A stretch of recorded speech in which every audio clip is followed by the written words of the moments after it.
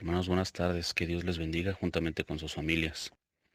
Este día tan especial recordamos las 7 palabras o frases que pronunció nuestro Señor Jesucristo estando en la cruz del Calvario, mientras estaba pagando por cada uno de nuestros pecados. Para leer la primera palabra, les invito que por favor me acompañen al libro de Lucas, capítulo 23, verso 34. Dice la palabra de Dios, y Jesús decía, Padre, perdónalos porque no saben lo que hacen. Y repartieron entre sí sus vestidos, echando suertes. Qué frase tan más admirable. Perdónalos porque no saben lo que hacen. Qué expresión tan llena de amor. Jesús, sabiendo que su vida terrenal terminaría en breve, le dice al Padre, perdónalos.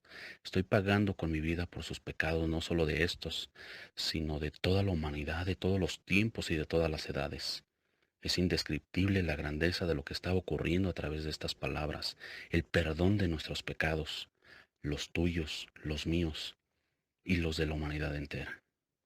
Quiero comentarles que Jesús, antes de ser crucificado y haber pronunciado estas palabras, fue presentado ante Herodes. En los versos 8 y 9 del mismo capítulo, el doctor Lucas nos narra que cuando Herodes vio a Jesús se alegró mucho porque hacía tiempo que deseaba verle, porque ya había escuchado cosas de él y quería comprobarlo y le hacía preguntas. Jesús bien pudo haber tomado ventaja de esta situación y no solo contestar las preguntas de Herodes, sino también hacer algún milagro para que él se maravillara y con un buen golpe de suerte hasta mandar a crucificar a alguno de los sacerdotes en lugar de él. Pero Jesús se quedó callado. Después de esto es llevado a la cruz. El creador del mundo, cuando fue señalado, maltratado, humillado, ofendido, escupido, despreciado, torturado, burlado y finalmente crucificado, simplemente se limitó a decir, Padre, perdónalos porque no saben lo que hacen. Todo esto y más soportó el Salvador del mundo por amor a ti, por amor a mí. Y nosotros cuando recibimos una ofensa, cuando nos difaman, cuando se llegan a burlar de nosotros, cuando nos queda alguna persona a deber dinero, cuando sentimos que no podemos más por las cosas que nos hacen, podemos pasar la ofensa por alto para cumplir el propósito de Dios, que es mostrar su amor a nuestro prójimo y exclamar de la misma forma, Padre, perdónalos porque no saben lo que hacen, o aprovechamos los recursos y a las personas a nuestro favor para vengarnos. Consideremos esto. Hoy es un buen día para perdonar esa ofensa que te parece imposible de perdonar y no te ha dejado vivir en paz por años. Es un buen momento para decirle a esa persona que te ofendió, te perdono y restaurar esa relación. Hoy Dios quiere traer la sanidad del perdón a tu vida y que con la ayuda de su Espíritu Santo, cuando sientas que la ofensa sea muy grande, puedas exclamar como el Maestro Padre, perdónalos porque no saben lo que hacen. Tal vez esa persona a la que tengas que perdonar se encuentre justo en este momento enfrente de ti o a un lado. Hoy no podemos salir por la situación que enfrenta el mundo, pero sí puedes tomar tu teléfono y llamarle o mandarle un mensaje pidiendo perdón y perdonando. Jesús, mientras estaba en la cruz, nos enseñó que en el momento de mayor dolor, cuando sentimos que se desbarata todo por dentro, podemos pasar la ofensa por alto y decirle a Dios Padre, perdónalos y ayúdame a perdonar. Y a través del perdón, trae la restauración a mi vida. Que Dios les bendiga. Hola mis amados hermanos, la paz de Dios. Hoy hablaremos sobre la segunda palabra emitida por nuestro Señor Jesucristo en la cruz del Calvario, la cual se encuentra en el libro de Lucas, capítulo 23, versículo 43. Pero vayamos juntos un poquito antes, a leer desde el 26, vamos a leer algunos versículos salteados. La palabra de Dios dice así, y llevándole, tomaron a cierto Simón de Sirene, que venía del campo, y le pusieron encima la cruz para que la llevase tras Jesús. Y le seguía gran multitud del pueblo y de mujeres que lloraban y hacían lamentación por él. Llevaban también con él a otros dos que eran malhechores para ser muertos, y cuando llegaron al lugar llamado de la calavera, le crucificaron allí y a los malhechores, uno a la derecha y el otro a la izquierda. Y dijo a Jesús, acuérdate de mí cuando vengas en tu reino. Entonces Jesús le dijo, de cierto te digo que hoy estarás conmigo en el paraíso. Es curioso ver, hermanos, cómo la actitud del pueblo había cambiado. Dice la Biblia que el pueblo estaba mirando y aún los gobernantes se burlaban de él diciendo, a otro salvó, sálvese a sí mismo, si es este el Cristo, el escogido de Dios. Incluso los soldados también hacían escarnio, acercándose y presentándole vinagre. Se burlaban de él, lo hacían de forma sarcástica incluso. De hecho, le quitaron sus vestimentas y sobre de ellas echaron suertes. Había también un título que le habían puesto que decía, este es el rey de los judíos. Lo que quiero decirte, hermano, es que como la visión del pueblo había cambiado de un momento a otro. En lo que algunos le dijeron unos días antes, Hosana al hijo de David, en esta ocasión era burla lo que le estaban comentando. Y así eran gobernantes, pueblos, soldados. Esa era la actitud del pueblo en ese momento. También, hermanos, uno de los malhechores tenía esta misma actitud. Cuando se dirigía al Señor Jesús, lo injuriaba, diciéndole, si tú eres el Cristo, sálvate a ti mismo y a nosotros. Lo que hacía este varón era lleno de soberbia, provocaba al Señor, no creía en él. Hacía lo mismo que hacía el pueblo, injuriaba, decía cosas que no eran coherentes. En lugar de tener temor de Dios por la situación que estaba viviendo, lo único que quería también era que a través de Jesús verse salvo él. Pero no le interesaba en realidad nada que Jesús le aportara, sino solamente quería el beneficio de poder ser libre. Y así hay muchas ocasiones en las cuales nos acercamos al Señor solo porque se necesita algo, hermano, no por Cristo. Y esto debe de cambiar. Esa es la actitud que tiene uno de los malhechores y enseguida vamos a ver con más detalle la actitud que tiene el otro malhechor cuando escucha cómo éste empieza a injuriar al Señor Jesús. Sin embargo, mis amados hermanos, la actitud del otro malhechor es diferente. Le reprende cuando escucha todo lo que le está diciendo a Jesús y le comenta cómo es posible que no teme a Dios estando en la misma condenación, sabiendo incluso que va a morir, que esa es su sentencia. Él aún así no tiene temor de ese Dios.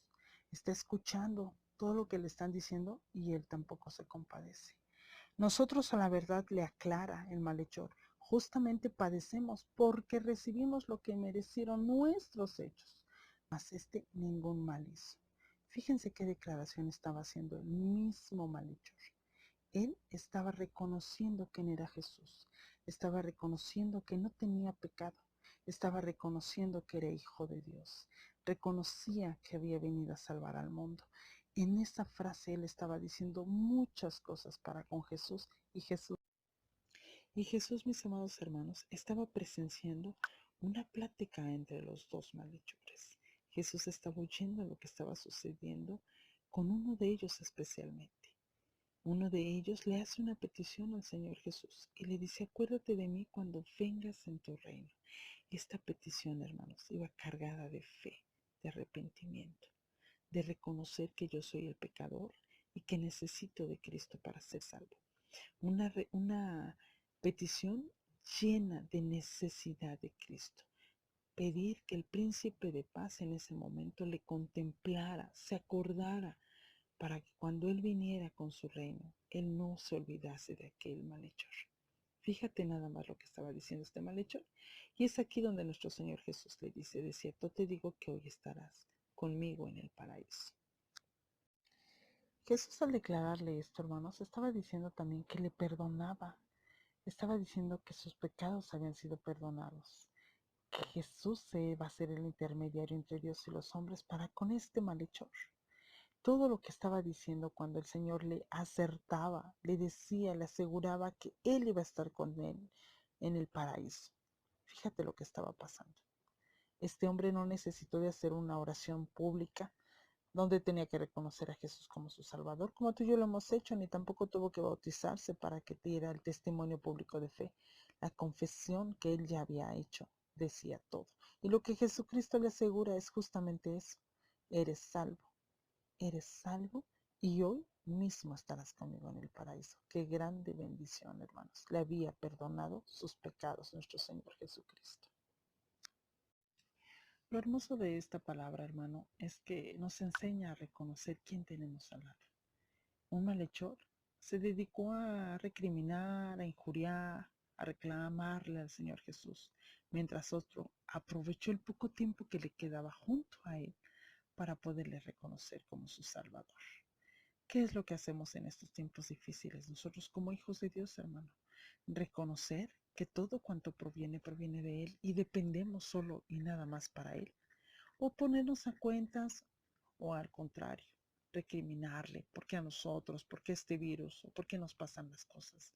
Hermanos, aprovechemos los tiempos y reconozcamos quién es Jesús en nuestras vidas y hasta dónde Él nos puede seguir bendiciendo. Dios les guarde, hermanos, y la paz de Dios sea con ustedes. Hermanos, Dios les bendiga en donde quiera que se encuentren. La lectura de este día se encuentra en San Juan capítulo 19, versículos 26 y 27. Quisiera tomar tiempo, por favor, para orar. ¿Bien? Amado Padre, te damos toda la gloria y toda la honra. Te pedimos que por favor alumbres nuestros caminos, que alumbres nuestro entendimiento y dispongas de nuestros corazones para recibir esta tu santa palabra. Te lo pedimos en el nombre de nuestro Señor Jesucristo. Amén. Juan 19, 26 y 27 dice: Cuando vio Jesús a su madre y al discípulo a quien él amaba, que estaba presente, dijo a su madre: Mujer, he ahí tu hijo. Después dijo al discípulo: He ahí tu madre. Y desde aquella hora el discípulo la recibió en su casa. Hermanos, este texto nos habla de cómo Jesús dio instrucciones estando en la cruz al discípulo que él amaba y a su madre. Aquí hay una enseñanza de entrega y de cuidado, este cuidado que debemos de tener para con nuestros padres, así como nuestros hijos, y entre nuestros hermanos y hermanas en Cristo Jesús. Buen día, hermanos, muchas bendiciones. De mi parte vamos a hablar nuestra responsabilidad de hijo a nuestros padres. Es muy importante que honremos a nuestros padres y ser obedientes. Hoy en día en la cuarentena puede ser un poco difícil, pero no hay excusa. Debemos ser responsables, ayudar a nuestro hogar, ser honesto, tener compasión y tener un corazón agradecido y dominio propio. Debemos orar y pedirle cada día al Señor que nos ayude en el hogar, poder tener esa paciencia y amor hacia nuestros padres. Igualmente, hoy les voy a hablar del amor al prójimo. Me gustaría que pudiéramos leer en Marcos 12:31, amarás a tu prójimo como a ti mismo. Es muy importante entender que Dios nos amó de una forma tan especial que Él quiere que nosotros transmitamos este amor hacia nuestro prójimo, así como allí mismo dice, así como nos amamos, debemos amar al prójimo. Sé que hoy en día puede ser un poco difícil porque puede haber diferencias, puede haber discusiones, pero debemos ser como niños. Debemos dejarlo ir, olvidar y perdonar y transmitir ese amor, misericordia, con una actitud con amor, compasión hacia ellos. Porque al final del día nosotros somos una familia. Debemos estar unidas en las buenas, en las malas. Realmente Dios nos pide a nosotros que nos amemos como hermanos. Espero que esta palabra haya sido de bendición en sus vidas. Dios les bendiga. Hermanos, adicional, tenemos responsabilidades como padres para con nuestros hijos y también con nuestros hermanos y hermanas. En primera de Timoteo 5:8, la palabra de Dios nos indica que porque si alguno no provee para los suyos y mayormente para los de su casa, ha negado la fe y es peor que un incrédulo. En este caso, hermanos, la palabra nos exhorta a primeramente brindar o proveer para los nuestros, en nuestros hogares. Nosotros como padres tenemos responsabilidades para con nuestros hijos, debemos de cuidarlos y pues proveer todas sus necesidades. Igualmente enseñarlos a cómo vivir y aceptar la autoridad, enseñarles la palabra de Dios, brindarles amor para que igualmente ellos transmitan ese amor. Durante estos tiempos tan difíciles, hermanos, que vivimos en esta pandemia, pues estamos en nuestros hogares y pues esto tiende de repente a irritarnos o pues, nos podemos sentir en cierta forma mal. A veces transmitimos esto a nuestros hijos. Bueno, aquí igualmente nosotros exhortamos a tener templanza en nuestro carácter, hermanos. Sabemos y entendemos que la situación es difícil, pero no somos los únicos. Creo que todos aquí en el país y de forma global lo estamos viviendo. Debemos de hallar la forma de coexistir y habitar en nuestros hogares. Y qué mejor hacerlo con la palabra de Dios. Si alguno de ustedes en determinado momento se llega a sentir mal o si les llegan pensamientos malos, vamos a dedicarnos a leer la palabra que Dios nos ha brindado, hermanos. Les exhortamos a que hagan esto. Igualmente que pues, sean de buen testimonio para los hijos principalmente, pero también para los demás familiares que puedan estar habitando con nosotros. Hermanos, quisiera tomar un tiempo para cerrar esta enseñanza que Dios, esta palabra que Dios nos ha traído el día de hoy, con una oración. Amado Padre, podemos ver el ejemplo de nuestro Señor Jesucristo en la cruz. Las relaciones familiares pueden ser hermosas y maravillosas, pero también pueden ser complejas y a veces ásperas. Por favor, te pedimos que nos enseñes a amar a nuestros familiares, así como te amamos a ti.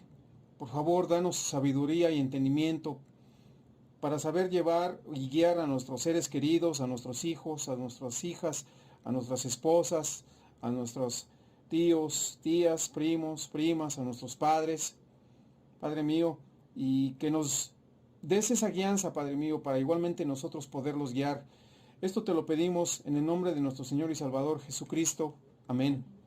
Hermanos, les damos las gracias por escuchar estas palabras y les deseamos bendiciones. Bendiciones y abrazos. Hola, buenas tardes a todos. Me toca dar la cuarta palabra.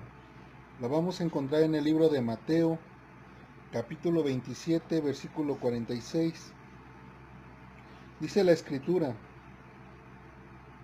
cerca de la hora novena, Jesús clamó a gran voz diciendo: Elí, Elí, lama sabactani. Esto es: Dios mío, ¿por qué me has abandonado? En ese momento en el cual el Señor Jesucristo está en la cruz del Calvario, hubo tinieblas, dice el versículo 45, sobre toda la tierra, hasta la hora novena. Jesús está expresando en la cruz con gran agonía, se siente completamente abandonado. Es como un gran vacío inexplicable que provoca una terrible tristeza en todo su ser. Es como si la luz desapareciera en un gran vacío lleno de frialdad. Tal pareciera que el mismo infierno extendió los brazos para tomarlo de una vez. Y todo lo que estaba gritando no era por el dolor que estaba sintiendo sometido en su cuerpo. Al expresar Elí, Elí, lama sabactani, es que Jesús en ese momento está cargando con el resultado de lo que provoca el pecado en cada uno de nosotros. Sí, dice la Escritura que la paga del pecado es muerte, Romanos 6:23. El pecado engendra condenación. El pecado separa al hombre de Dios. El pecado produce grande tristeza. Y todo lo que Jesús estaba viviendo en ese momento, nos tocaba a cada uno de nosotros vivirlo. Pero Jesús nos amó tanto que dio su vida en lugar de la nuestra, para pagar nuestra culpa ante la justicia de Dios. De manera que toda persona que no quiera vivir ese abandono por la eternidad, tenga la oportunidad de ser justificado, de ser perdonado para siempre a través de Jesús.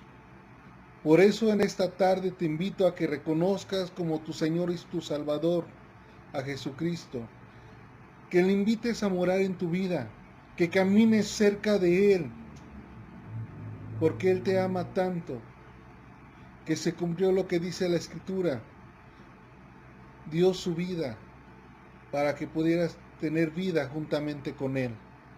Dios te bendiga.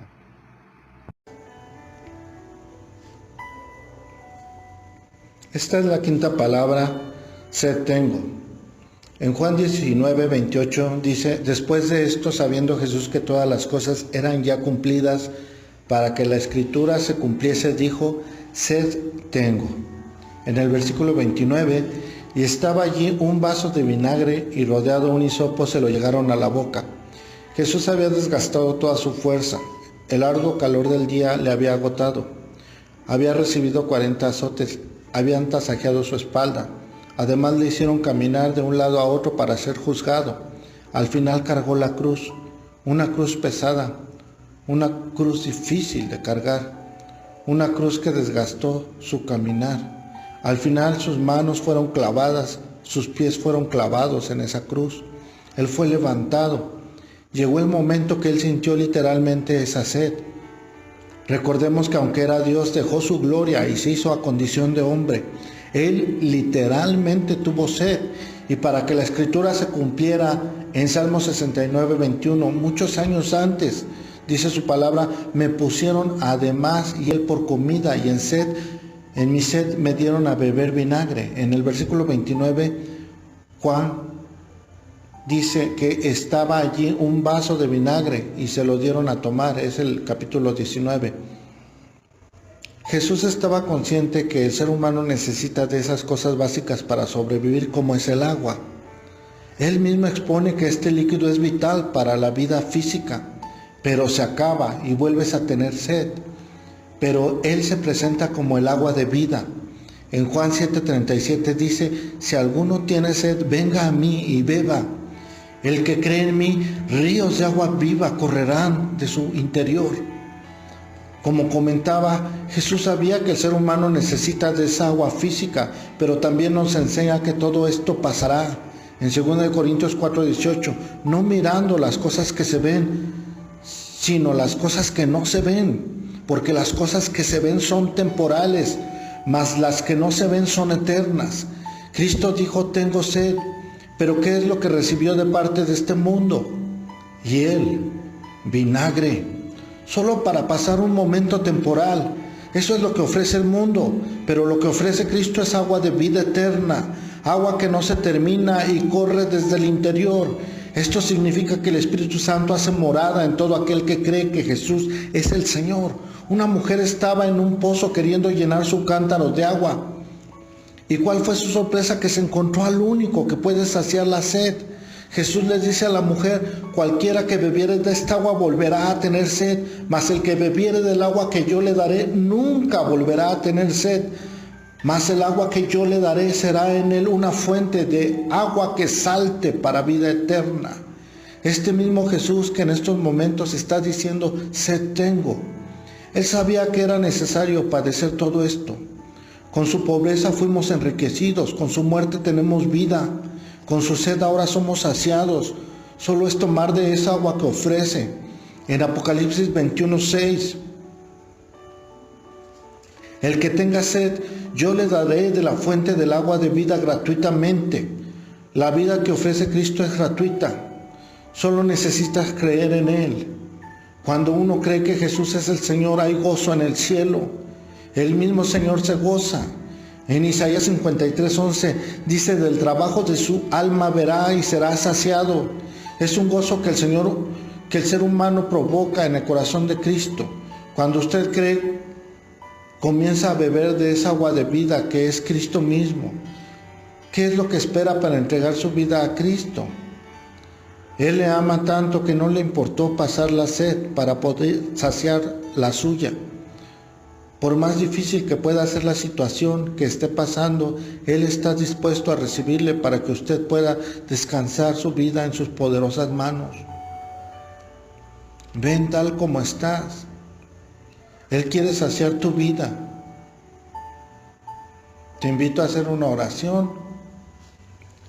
Padre, si hay alguien que esté pasando por dificultades o no encuentre la salida a sus problemas, te pido en esta hora, escuche su clamor. Persona que me escuchas, repite conmigo, allí donde estás en tu mente, Padre nuestro, te pido que me ayudes, Perdóname. Ayúdame a poder aceptarte como mi Señor, como mi Salvador. Sacia la sed que tiene mi vida y cumple tu gozo en mi vida. Te lo pido y te doy las gracias porque sé que me has escuchado. En el nombre de Jesús. Amén. Felicidades si has hecho esta oración con todo tu corazón. De todo corazón te felicito.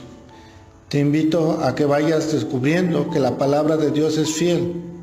Poco a poco comprobarás esa fuente que salta desde tu interior para buscarle, para alabarle. Dios te bendiga. Bendiciones, hermanos. La sexta palabra, que es desde la cruz, la palabra del cumplimiento. Logos. La sexta palabra de Cristo fue consumado es, que está en Juan capítulo 19, versículos del 28 al 30. Bien entendida, esta afirmación es singular. Significa mucho más que todo acabó. La mayoría de los hombres dejan tareas inacabadas. Jesús terminó todo lo que emprendió a hacer. Consumado es. La obra consumada de Cristo era una frase muy predilecta de nuestros padres. Por esta frase significaba que Dios ya no necesitaba ser propiciado porque Jesús había consumado esta gran obra. Vamos a ver algunos pensamientos. Vemos aquí un suspiro de alivio. ¿Qué alivio? Cuando hemos terminado una ardua tarea, bien hemos terminado, decimos nosotros. Esto significaba para el Salvador que había terminado su obra de padecimiento y de soledad. Un clamor de victoria. La más patética proclamación en toda la historia es la de Cristo en la cruz. Consumado es.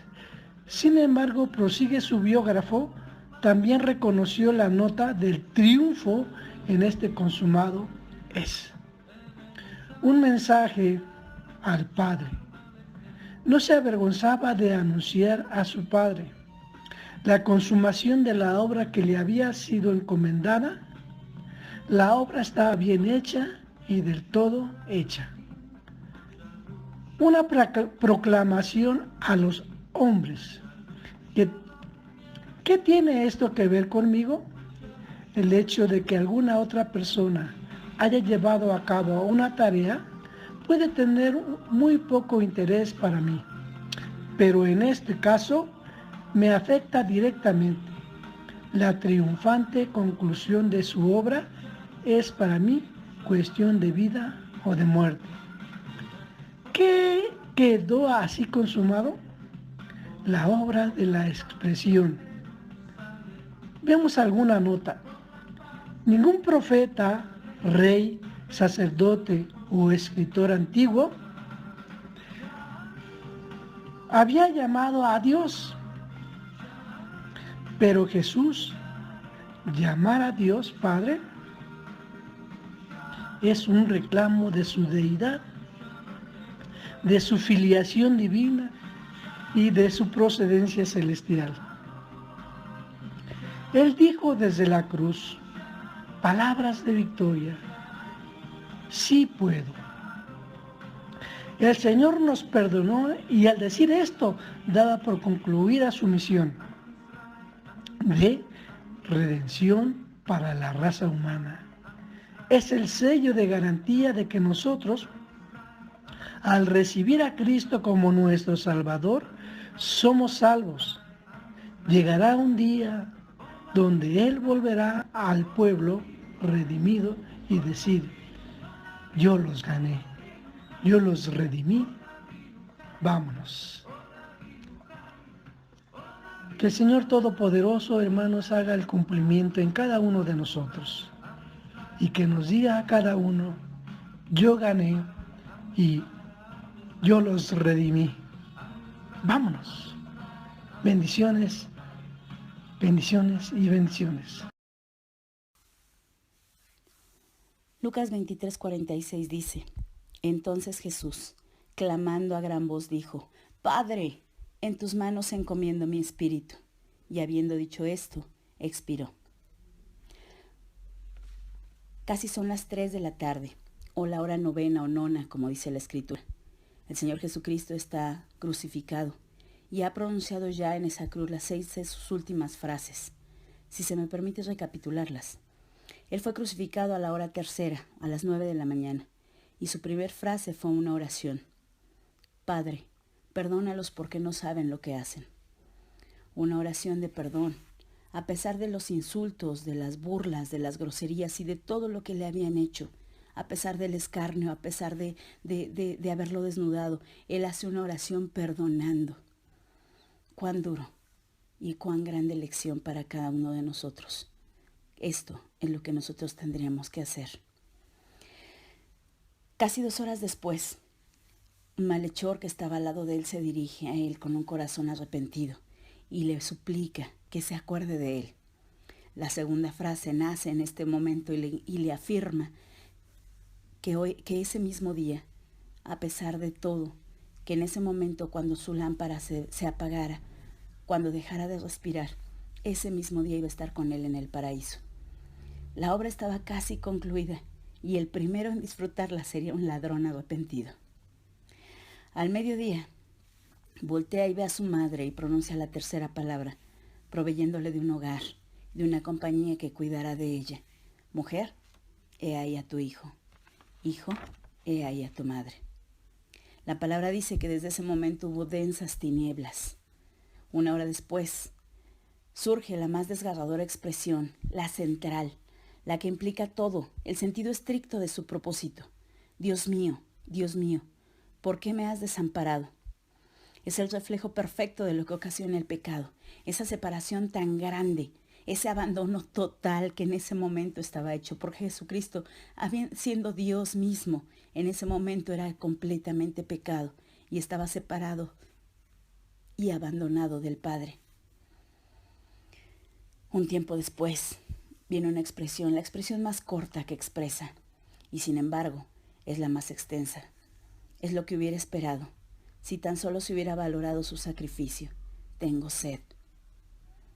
Cerca de las 3 de la tarde, nace una expresión poderosa, que significa que esa muerte no era una derrota. Aparentemente estaba todo terminado, aparentemente la gente había ganado, aparentemente Satanás había derrotado la simiente del hombre, pero no. Esa muerte iba a ser victoriosa, y entonces nace la expresión consumado es. Nada faltaba. Todo lo dicho anteriormente por los profetas estaba cumplido. Nada había hecho falta. Él podía tener la satisfacción completa de que la obra estaba terminada.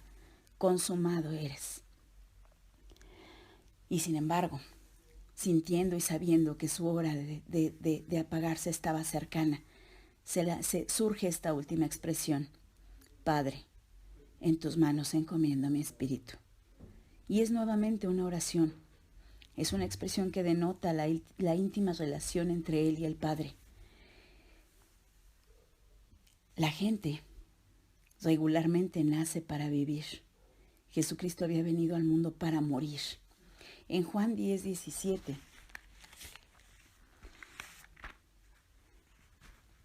se nos dice, por eso me ama el Padre, porque yo pongo mi vida para volverla a tomar.